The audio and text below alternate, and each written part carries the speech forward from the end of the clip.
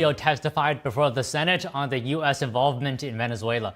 Lawmakers also pressed the National Security Advisor on several crises around the world. Our Washington correspondent, Luis Eduardo Martinez, has the details.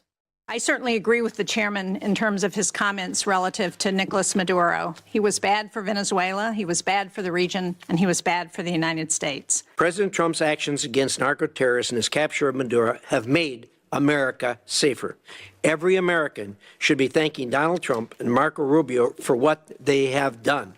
Democrat and Republican senators applauded the Trump administration's execution of Operation Absolute Resolve, which resulted in the capture of Nicolás Maduro in Venezuela. For the first time in 20 years, we are having serious conversations about eroding and eliminating the Iranian presence, the Chinese influence, the Russian presence as well. Secretary Rubio outlined a process of political stabilization that would culminate in the transition to put to an end the regime in Venezuela and restore democracy. We are dealing with people over there that have spent most of their lives living in a gangster paradise. And we are certainly better off today in Venezuela than we were 4 weeks ago.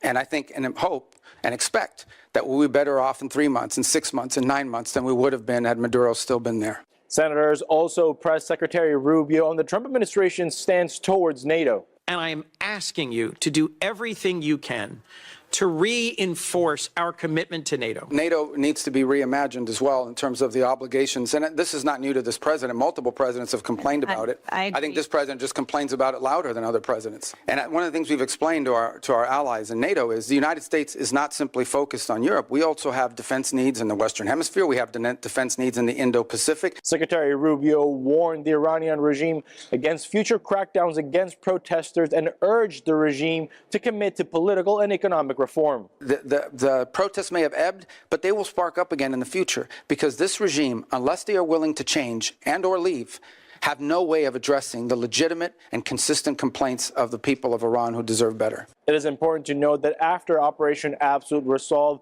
crucial Venezuelan oil shipments to the communist Cuban regime have stopped. And after the Trump administration applied pressure on the Mexican government, Mexican oil shipments have been canceled to the communist Cuban regime as well. Reporting from Washington, D.C., Luis Eduardo Martinez, NTD News. Treasury Secretary Scott Bessent says more than 500,000 families have signed up for the Trump administration's investment accounts in recent days. Bessent's comments come as the administration promotes the initiative created this year under Trump's One Big Beautiful Bill Act. From an early age, our